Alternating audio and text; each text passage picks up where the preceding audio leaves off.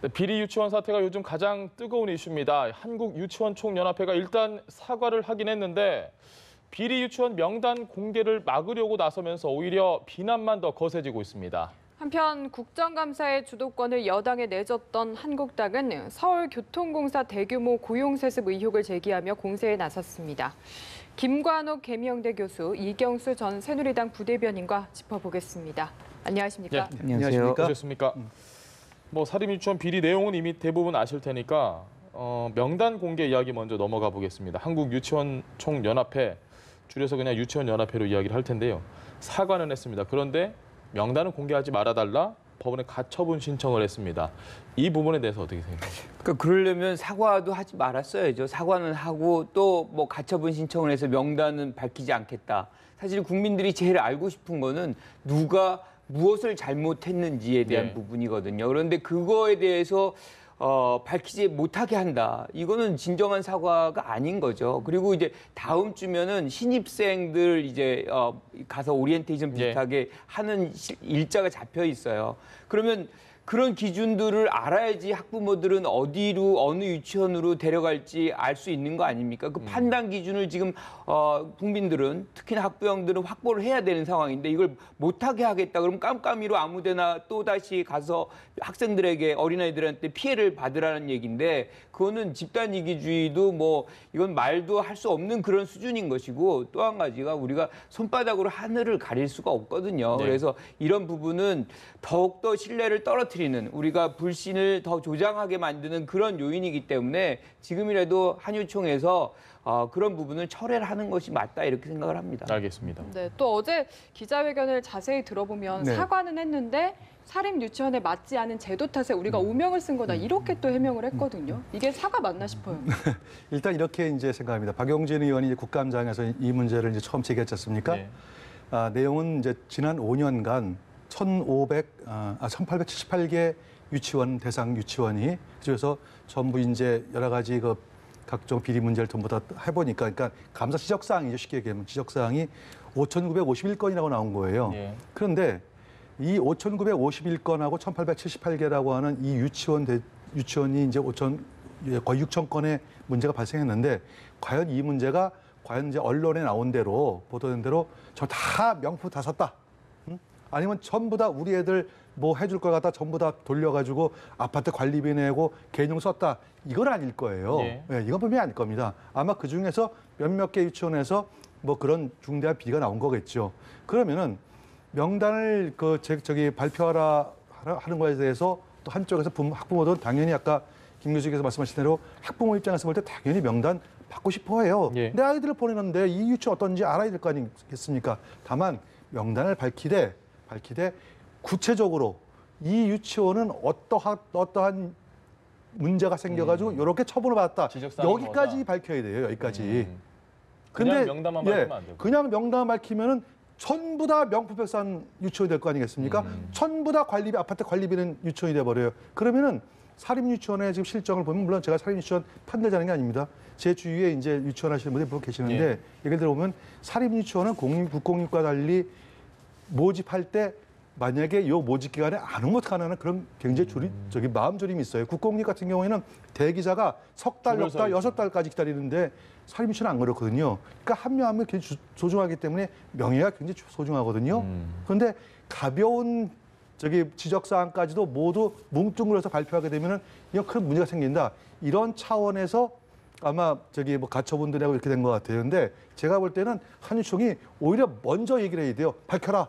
밝히되 구체적으로 무엇 때문에 했고 그 처분 결과는 중징계였는지 경징계는지 경고인지 이것까지도 다 경계 밝혀라. 이렇게 요구하는 게 맞지 않겠습니까? 네. 어제 패널분은 어느 정도까지 기준을 세워서 그 이상의 뭔가 중한 유치원만 공개를 해라 이런 이야기도 하셨는데 좀 어떻게 저는 생각하십니까? 그렇게 생각하지 않습니다. 모든 거를 낱낱이 다 알아야 된다. 우리가 여기 들어간 돈이 6년간 지금 10조가 넘는 돈이 들어갔어요. 어마어마한 돈입니다. 1년에 2조씩 들어가고 한 명당 29만 원씩 들어가는 것인데 만약에 지금 한유총이 얘기한 대로 그거를 직접 학부모에게 줘라. 실질적으로 그거를 불가능한 거잖아요. 줄 수가 없어요. 그럼 검증이 안 되거든요. 그런데 이제 그렇게 해서 결국에는 유치원에 줄 수밖에 없는 상황을 만드는 그런 구조 속에서 그렇게 요구하는 것 자체가 사실은 그 상황을 알고 얘기하는 거고, 이 문제의 명예가 그렇게 중요하다 그러면 저는 제일 중요한 건 투명성을 높이면 돼요. 그러면 우리가 얘기하는 에듀파인에 들어가서 거기다 입력을 하면 됩니다. 그러면 자동적으로 투명성이 올라가고 신뢰성도 올라가서 문제가 뭐 사실상 사라지는 거 아닙니까? 그런데 그 부분을 실질적으로 거부한 것도 한유총이에요. 그러니까 2017년에 그걸 하겠다라고 네. 했더니 총파업한다, 휴원한다, 애들 볼모로 세워가지고 그렇게 압박하고 정부 뭐 결국에는 그걸 시행을 못한 거 아닙니까? 지금 그런 시행이 안 됐기 때문에 그런 어떤 스스로가 보호받는 상황을 만들었으니까 검사가 안 되고 견제가 안 되는데 누가 그 돈을 적법하게 쓰려고 하겠습니까? 이게 상황에 따라서 사람들의 어떤 유혹이라든가 이런 것들이 발생할 수밖에 없거든요. 그래서 그거를 아예 초반에 없애는 작업이 제일 중요한 것이고, 그러기 위해서는 회계 투명성이 가장 중요하다고 봐요. 그런데 그 부분을 이 집단적으로 거부했다는 건 원천적으로 검증받기를 거부한 것이기 때문에 어떤 형태의 어떤 비난이 와도 지금 상황에서는 뭐 얘기하기가 그렇게 쉽지 않은 상황입니다.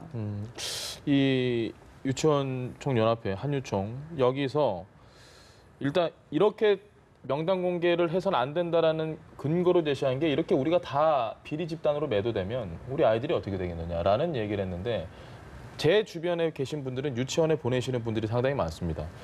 그분들 입장에서는 이건 뭐 반협박이 아니라 그냥 협박으로 들을 수밖에 없는 내용이거든요. 그렇죠. 그게 이제 협박될 수밖에 없는 게 현실이 그렇습니다. 지금 우리나라 이제 국공립, 그러니까 유치원, 사립유치원 다 합쳐 보면은 사립유치원이 차지하는 비용이 약 한 47%가량 돼요. 예. 그리고 이제 거기에서 교육을 받는 보육을 받는 그 원생들의 전체 수를 거의 74%가 사립유치원에 다니고 있어요. 예. 그러니까 어떻게 보면은 국공립을 그만큼 우리 정부가 매년 이 보육 예산 뭐 해가지고 저출산 대책 해가지고 지난 2006년부터 거의 10년간 226조 원을 갖다 썼거든요. 올해만 해도 저출산 예산이 30조 원이에요. 그런데 그 226조라는 엄청난 돈을 쓰면서 사립유치원에 대해서 구체적으로 어떻게 자기가 지원해 줄 것이며, 보육이 국가 책임이라고 다 역대 대통령 다 말씀하셨지 않습니까? 국가 책임을 해놓고서 실제로 거기에 대한 하드웨어는, 거기다 필요한 소프트웨어는 하나도 투자 안 한 상태에서 무조건적으로 유치원들만 뭐 너희 비리 집단이다 이렇게 하는 거는 제가 볼 때는 좀 문제가 있다. 다만 지금 앵커께서 말씀하시고 우리 김 교수께서 말씀하시듯이 본인들이 밝힐 건 명쾌하게 밝히고 그다음에 제도 개선을 하자는 정말 적극 찬성합니다. 예. 아까 에듀파인 말씀하셨고, 그다음에 유치원에서 쓰는 모든 지출은 법인카드 만들어서 그걸로 다 쓰면 돼요. 예. 근데 그걸 안 하고 있잖아요. 그거 왜 안 합니까? 무엇인가 자기네들이 갖고 있는 뭔가 좀 부족한 게 있는 것 같아요. 그게 이제 사심이 됐든 아니면은 뭐 어떤 나쁜 목적이 됐든. 그러니까 이런 것들 원천적 봉쇄하기 위한 제도 개선이 이번 기회에 반드시 이루어진다고 생각합니다. 지금 현재 상황에서 문제를 딱 놓고 보면, 자 이제 드러는 났고 처벌은 해야 되는데, 당장 처벌이 강력하게 들어가기에도 법적으로는 좀 미비하고, 그렇다고 유치원 문을 닫자니 부모들은 당장 어떻게 방법도 없고 상황이 참 답답합니다. 지금 이게 지원이라는 거죠. 지원이 되면 횡령이라는 법을 적용하기가 어렵다는 겁니다. 그래서 네. 사립학교법이라든가 뭐 이런 것들을 개정을 해야 되는, 그래서 보조금 형태로 갈 경우에는 이런 것들이 실질적으로 이 횡령죄라든가 이런 것들이 적용이 된다. 그러니까 법제도 사실상 미비한 부분이 있어요. 네. 그런데 우리가 이제 그런 걸 다 떠나서 사실은 이 유치원도 교육기관이잖아요. 제일 중요한 건 도덕성이고, 그 우리가 누리 과정을 만드는 가장 근본적인 취지는 이제 학생들의 어떤 학습 능력을 좀 충실하게 이제 올려주려고 하는 그런 차원에서 보육 교육의 어떤 차원에서 복지적 개념이 들어간 겁니다. 네. 그러니까 한 2조라는 어마어마한 돈이 들어간 거기 때문에 거기에서 교재를 충실하게 하고 학생 어떤 환경이라든가 뭐 특히나 식사라든가 뭐 이런 것들을 해서 실질적으로 애들이 좀 좋은 환경에서 공부할 수 있는 환경을 만들어 달라고 얘기를 한 건데, 이것이 다른 뭐 개인적인 어떤 뭐 자식의 어떤 등록금이라든가 뭐 미용비라든가 뭐 등등 우리가 입에 담기 어려운 장면으로 이게 전용이 됐다는 것은 교육자의 자격이 의심스러운 부분일 수밖에 없는 거예요. 그래서 저는 법은 법대로 우리가 얘기를 해야 되겠지만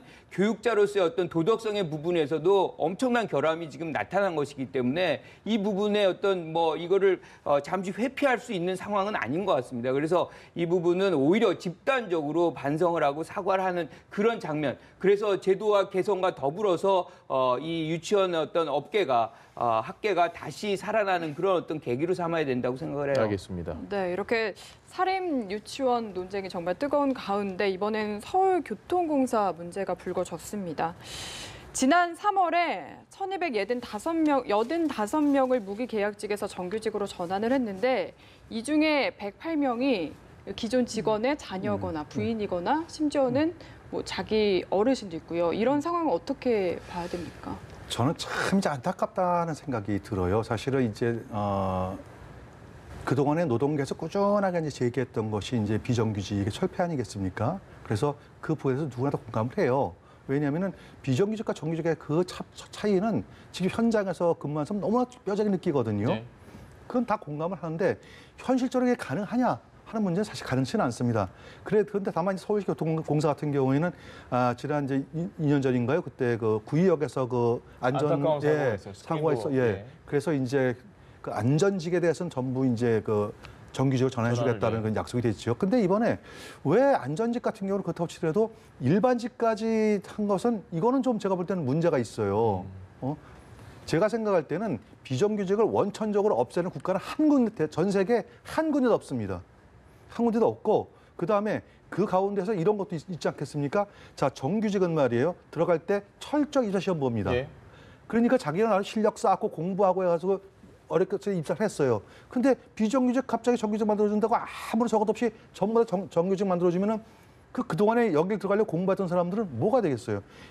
근데 두 번째 문제는 뭐냐면은 여기에 왜 정규직으로 해주면서 왜 거기에 노조 또는 직원들 친인척들이 전부 끼어들었지 않습니까? 이번에 108명 정도. 네. 현대판 음서제도예요. 이거는 이거 철저하게 이거는 적폐청산 차원에서 이건 철저하게 조사가 돼야 됩니다. 취업이 하늘의 별 따기라는 얘기도 많이 나오고요. 뭐 실업률 보면서 청년들 가슴 참 많이 아플 텐데 이런 기사 보면 너무너무 화가 날 것 같습니다. 말씀하신 대로 그 흔한 필기 시험도 지금 없다고 하거든요. 그렇죠. 문제가 큰 것 같습니다. 지금 뭐 저도 학교에서 학생들을 가르치지만 이 취업이 가장 큰 일이 되고 있어요. 집안에 어떻게 보면 가장 큰 일로 부각이 돼서 고통이 뭐 이만저만이 아닌 거죠. 그런데 이런 상황에서 이런 것들이 벌어지니까 참 참담한 심정인데 문제는 저는 비정규직과 정규직 얘기랑은 또 다른 얘기라고 생각을 해요. 예. 어떻게 하든 우리가 신자유주의가 채택이 되면서 사실 우리 사회에 스며들면서 많은 부분에서 정규직이어야 하는데도 불구하고 비정규직이었던 부분들이 굉장히 많거든요. 예. 지금도 굉장히 많아요. 그렇게 해서 이윤이 이제 많이 소수에 흘러가고 다수는 비정규직 상태에서 머물러 있기 때문에 이 부분은 저는 고쳐야 된다고 봐요. 정규직화하는 것이 맞다고 보지만 지금과 같이 무기직으로 와가지고 이것이 곧 정규직으로 갈 것 같으니까 친인척한테 제한된 정보를 흘려서 이 사람들을 무기직으로 간편하게 들어온 다음에 예. 정규직으로 이렇게 만들어가는 일종의 편법 취업인데 이러한 부분들이라는 것이 횡행한다 그러면 공정성이라는 건 사라지는 거거든요. 지금 우리 사회에서 가장 중요한 화두는 기준은 저는 공정성이라고 보고 이번 사안에 있어서 취업의 문제에서 가장 큰 부분, 훼손된 부분이 전 공정성이라고 보기 때문에 이 부분은 다시 감사원이 감사를 제대로 해서 원래대로 돌이키고 그리고 다시 뽑는 그런 장면이 있어야 된다고 봐요. 잠깐만요. 예. 제가 이제 김 교수님 하신 말씀 정말 저 100% 다 동의하는데 한 가지 이제 전제가 왜 이와 같은 사건이 갑자기 벌어졌냐면 이게 하루 이틀 사건이 아니에요. 네. 이게 끊임없이 되었던 거 예를 들어 가지고 대기업에서의 어떤 강성 노조에는 노사 협약을 할 때 아예 그 자기 뭐 친인척들 자녀들을 갖다가 의무적으로 뭐 넣게 되는 게 노사 현대차가 그런 게 있었죠. 현대차 그렇게 예. 있었죠 일부. 근데 지금 이 사건에 대해서는 김 교수님께서는 이제 정규직과 비정규직 간의 문제가 아니라 이 문제를 한정하시려는데 저는 그렇게 보지 않습니다. 정규직과 비정규직 이 문제가 우리 사회에서 그다지 꾸준히 제기가 됐던 거고 그렇기 때문에 그 과정에서 하나의 일탈행위거든요. 이거는요. 중요한 거는 제가 아까 말씀드렸듯이 비정규직이 전 세계에 없는 나라는 한 군데도 없다. 예. 그래서 두 번째, 요 문제를 풀 수 있는 거는 딱 한 가지밖에 없어요. 그걸 무리해가지고 전부 비정규직을 정규직으로 다 전환시켜줄 것이 아니라 동일 노동에 대한 동일 임금 원칙만 확고하게만 딱 정해놓으면은 정규직이 되거든 비정규직에도 무슨 상관이 있으며 오히려 노동의 유연성 때문에 일자리 훨씬 더 늘어날 수 있다라는 이런 차원에서 좀 이 문제를 접근해야 될 것 같습니다. 알겠습니다. 채용 비리가 있었느냐 없었느냐는 분명히 감사 결과 좀 더 드러날 수 있는 부분일 텐데 오늘 교통공사 노조에서 입장을 내놨는데요. 단순히 정규직으로 전환된 사람들 중에 정규직에 친인척이 많다는 이유만으로 채용 비리다 이렇게 말하는 건 좀 과도하다. 그런 입장을 내놨습니다. 국민 입장에서는 좀 그렇게 얘기할 예. 수는 있겠어요. 당사자들은 그 기관은. 예. 하지만 국민들은 그렇게 생각하지 않아요. 지금 취업하기가 그렇게 어려운 상황인데 거기에서 100명 넘는 인원이 취업에 된 이제 무기직에서 정규직으로 가고 그 분들이 친척이 기존에 있던 분들이다라고 한다 그러면 예. 의혹의 눈길을 뭐 뗄 수가 없는 거죠. 상식적으로 그렇죠, 생각을 했을 상식적으로. 그래서 저는 이 부분은 뭐 기관은 그렇게 얘기한다고 하더라도 우리가 국민들의 어떤 의혹을 푸는 의미에서라도 감사원이든 뭐 해서 실질적인 어떤 비리가 있었는지 없었는지 집단적으로 집단 이기주의적인 어떤 행위가 있었는지 없었는지를 우리가 파악해 볼 필요가 있는 것이고 그래야만 국민적인 어떤 의혹이 해소될 수 있다. 이 부분은 저는 쉽게 넘어가서는 안 되는 부분이라고 생각을 해요. 알겠습니다. 네, 한국당 이야기 해보겠습니다. 전원책 위원이 태극기 부대도 보수 통합 대상이라고 밝힌 뒤에 당내에서도 좀 이야기가 있는 것 같고요. 그리고 바른미래당은 일베와도 통합해라 좀 이렇게 비꼬았더라고요. 어떻게 들으셨습니까? 그 문제는 이렇게 보셔야 돼요. 이제 약간 오해가 있는 것 같은데 네. 태극기 부대 소위 우리가 이제 태극기 부대 하지 않습니까? 이분들을 이렇게 하나로 이제 뭉뚱그려서 보면은 이런 오해가 딱 생길 수가 있어요. 물론 저는 태극기 집회 한 번도 가본 사실은 없습니다만 태극기 부대가 처음에 생긴 거는 이제 박근혜 대통령 탄핵 정부에서 예. 이제 탄핵에 반대하기 때문에 생긴 거 아니겠습니까? 근데 탄핵이 끝난 다음에 이 세력들이 두 개로 분해가 돼요. 다시 말해서 여전히 박근혜 대통령에 대한 탄핵은 잘못됐다. 예. 무죄 석방이라라고 하는 사람은 다 어디가 있냐면 대한애국당 가 있어요. 예. 지금. 그리고 나머지 부대는 나머지 부분들은 그게 아니고 박근혜 대통령은 더 이상 그 박근혜 파리 하지 말자. 이제 그 끝나고 이제 과연 보수의 가치를 통해 가지고 우리가 무엇인가 나라의 무엇인가를 갖다가 할 수 있는 뭔가 하는 예를 들어서 안보 걱정 또 경제 걱정 이런 것들에 대해서 어떤 얘기를 공론회장을 만든 것이 이제 태극기 부대예요. 그래서 그분들은 이제 스스로 아스팔트 보수 또는 뭐 적극적 보수 예. 이런 표현을 씁니다. 그러니까 만민공동회 같은 이제 그런 거라는 건데 이번에 이제 자유한국당에서 이제 8천 명이 들어왔다 그래요. 예. 이분들은 누구냐면은 대한애국당은 거기는 정당이기 때문에 그 사람도 들어올 수가 없어요. 이중 정당이 되니까 예. 대부분이 이제 그 다른 나머지 부분들이 들어오신 거고 제가 뭐 듣기에 이거 들었습니다만 요 오늘 주제 보고 제가 좀 알아보니까 이분들의 상당수가 과거에 이제 새누리당 당원들이었어요. 당원됐다가 탄핵 정국에 이제 그 새누리당 의원들에 대해서 실망해가지고 탈당했다가 이번에 다시 들어온 분들이 뭐 거의 대다수라 그래요. 그러니까 뭐 새롭게 입당이 아니라 그분들은 뭐 복당이다 뭐 이렇게 주장하는 분도 있습니다. 전원책 위원이 과연 임 박사님과 비슷한 의도로 이야기를 했을까요? 아니면 그냥 뭉뚱그려서 태극기라고 이야기를 한 것 같아요? 그러니까 여러 가지로 해석이 가능한데요. 사실은 저는 좋게 봐서 예. 보수 대연합의 차원에서 태극기 부대부터 바른미래당까지 다 가보자. 사실 이렇게 얘기를 하고 있지만 현실성은 저는 거의 없다고 봐요. 그러니까 바른미래당부터가 이제 반발이 되는 거고요. 예. 태극기 부대가 지금 많이 들어온다는 거는 사실은 김병준 비대위원장이 영입되고 나서 어떻게 보면 소강 국면으로 친박과 비박의 갈등이 약간 수그러들었거든요. 네. 이제 대회전을 앞두고 전쟁 준비를 한다. 통전등과 같은. 그렇죠. 저는 그게 2월 달에 전대라고 보고 예. 거기에 이제 새해를 형성하는 새 싸움이 지금부터 이미 시작됐다. 그래서 실질적으로 비박과 친박의 어떤 이 대결 이런 것이 준비하는 과정 속에서 태극기 부대 들어온 것이고 그것이 2월 달에 아마 결정적으로 부딪힐 가능성이 있고 그 이후에는 분열의 가능성도 굉장히 농후하다. 뭐 이렇게 판단합니다. 알겠습니다. 근데 현재 이제 자유한국당의 이제 그 책임당원이 32만 명이라 그래요. 네. 30만 명 중에서 이번에 들어와서 8천 명인데 그 숫자 따지면 0.5%거든요. 그러니까 크게 이제 의미는 없는데 다만 이제 이 부분을 누가 이제 어떤 의도로 이거 제기를 했고 그다음에 아까 앵커께서 말씀하셨듯이 그 바른미래당 하태경 의원 같은 경우에는 뭐 태극기 아니라 뭐 일백까지도 다 해라라고 이제 하는 부분은 이제 일종의 이제 정치 공세라고 이제 보여지고요. 다만 이 태극기 부대에 대해서 극우다 이렇게 해가지고 좀 이렇게 몰아붙이는 것은 일종의 아까 김 교수님 하신 말씀대로 비박과 친박 그 사이에서 어떤 이니셔티브라든지 약간의 어떤 상대방 흠집내기 뭐 이런 차원에서 제기한 게 아닌가 싶습니다. 한 가지는 왜 자꾸 전원책 변호사가 김병준 위원장도 예. 아니고 왜 자꾸 여기서 통합 이런 얘기를 하는지 모르겠어요. 본인의 그러니까 이분이 얘기하면 할수록 오히려 보수 통합은 더 멀어질 거다. 저는 이런 우려가 듭니다. 이 박사님 보시기에 뭐 생뚱맞은 질문일 수도 있는데 네. 홍준표 전 대표의 복귀 시기가 임박했다고 보십니까? 저는 그렇게 보진 않습니다.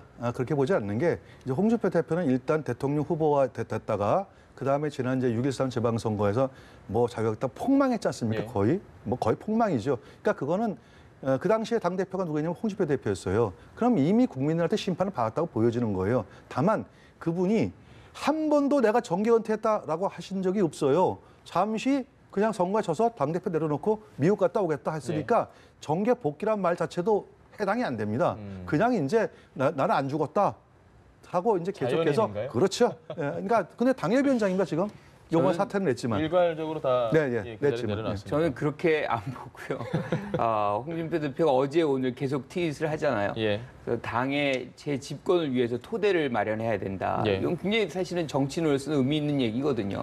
본인이 토대를 만들겠다는 것이고 그것을 확대 해석하면 2월 달에 전대에 나가서 당권 잡겠다는 것이죠. 그래서 지금 어떻게 보면 김병준 비대위원장이 와가지고 당이 뭔가 쇄신되거나 강력한 뭐 모양으로 만들어졌다 그러면 저렇게 멘트를 하기 쉽지 않을 거예요. 근데 일단 좀 말랑말랑하게 본 거고 이 상황에서 어떻게 접근할 것이라는 기회다.